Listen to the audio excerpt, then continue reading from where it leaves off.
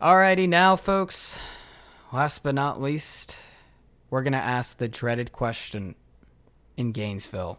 The question that everybody is wondering. Is it time for Billy Napier to go? Is it time for Florida to make a change? Look, I'm going to clarify this. Fans are too quick to say the coaches should be fired. If fans and message boards with the GMs, then Nick Saban would have gotten fired after losing to Louisiana Monroe. It's true. Fans make the worst GMs. So I never want to be, and if I am, you guys can call me out on it. I never want to be the guy who's saying that this coach should be fired prematurely, because it's a really sensitive subject, because this is how these coaches put food on the table. It's different for the coach than it is for the fan whose team he happens to root for just lost 41-7 or whatever it may be. So I understand that. But I do want to say continuation is the most underappreciated thing in college football. It is. In the era of the transfer portal where people come and go and stay or whatever it is, and you have so much roster turnover year after year after year, staying with a guy, even if it's a head coach, you can just have an automatic leg up over your competition by just doing that one thing. So I always say give a coach 3 years. Situations vary, but for the most part, a coach should get 3 years. But Billy Napier has 2 losing seasons, and there is likely a third coming. And so the second thing you pivot to is, okay, well, the success hasn't been there. Well, what direction are they heading into, Harris? Well, their 2025 recruiting class rank right now is 22nd. That's good for any conference. Any other conference, that is a good spot to be in. Not the SEC. That's 10th in the SEC. Look, at any other coaching job, I would say, you know what? Maybe he should get time. Maybe not. But the University of Florida is one of the best coaching jobs in college football. When you're a coach looking to coach somewhere, you have all these schools offering you, and to weigh the offers on the table, you look at 3 things. 1, brand. The University of Florida is an established SEC brand. They have 3 championships in the last 25 years. They have 8 conference titles. They've produced multiple Heisman winners. This is a big established brand. 2, revenue. The University of Florida last year generated $100 million in their football program. That's top 15 in the country. And they did that with a losing season. Like, imagine what it could be if they're winning all of a sudden. And those ticket sales are through the roof. So they have the brand. They have the revenue. The third thing is location. The thing that possibly matters most. It may not matter as much as it used to, but it still really matters. You wonder why Wyoming doesn't get 4- and 5-star recruits, or New Mexico? Well, I mean, there are no recruits, blue chip prospects that ever come out of Wyoming and New Mexico. Florida is home to the most blue chip prospects since 2000. The state of Florida has produced the most blue chip prospects, blue chip meaning 4- and 5-star prospects, since 2000, according to 247 Sports. This is a prime location. And not only that, they border the state of Georgia, which is home to the 4th most blue chip prospects since 2000. They also border Alabama. So, it's one of the lineman capitals of football. Alabama, the state of Alabama and Mississippi breeds linemen. So Florida has the brand. They have the revenue. They have the location. This job, and the reason why I bring this up is because I've heard people say that Florida isn't a good coaching job anymore. No, it is. Because before Spurrier got there, Florida was a sleeping giant. They just needed the right man at the wheel to figure it out. And he figured it out. He put Florida on the map. Urban came. We saw what he did. 2 national championships in 3 years at Florida. It's a sleeping giant. It's a ticking time bomb. And if they get this one right after Napier, potentially after Napier, I mean, it's not official yet, this could be one of the faces of the sport, just like they used to be. And man, it all comes down to this. Why did Florida fire Dan Mullen 3 years ago? Because in college football, this feast or famine mentality takes over these fans to where these fans will go on message boards and tweet their thoughts and say, we need this coach fired. We're going to quit donating money. We're not putting any NIL money into this anymore. And all of a sudden, well, the school is like, okay, it's a business in the end of the day, and we are not getting what we should out of this, so we have to fire the coach.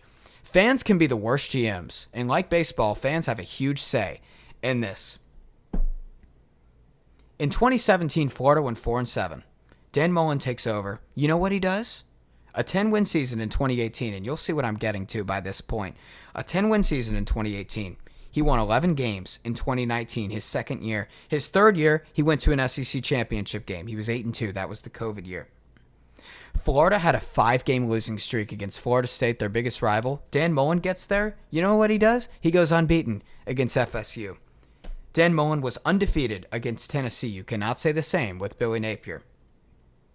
The only Georgia win in the last 7 years for Florida belongs to Dan Mullen. He was the OC at Utah in 03 and 04, put Alex Smith on the map. He goes to Florida, 05 to 08, 2 top 5 offenses, a Heisman winner, 2 national titles. He leaves in 09, and I get it, Tebow left too. You know what happens to Florida when he leaves in 09? They implode. You think Florida would have learned their lesson the first time, huh? After losing him as their offensive coordinator and seeing what happened? Dan Mullen, I'm still on the rant because I'll get to the point. Goes to Mississippi State. He had 1 winning season. Mississippi State had 1 winning season in the 8 years prior to when he got that job. You know what he does there? 4 9-win seasons in 9 years. Mississippi State was ranked number 1 in the AP poll at one point. I repeat, Mississippi State was ranked number 1 in the AP poll at one point. And you may say, 4 9-win seasons, 9 years, that's okay. Did you know Mississippi State had 5 9-win seasons in their 120-year history before Dan Mullen got there? 5 in 100-plus years. He gets there, gets 4 in 9 years. Because Mississippi State's in the SEC West, where they are getting significantly less funding, or was in the SEC West now, might I say, significantly less funding than any of their counterparts, and Dan Mullen was competing with these schools. Mississippi State was probably in a better spot than Florida was in the 2010s. That's because of him. Anyway, long story short, feast or famine mentality that fans have can ruin programs.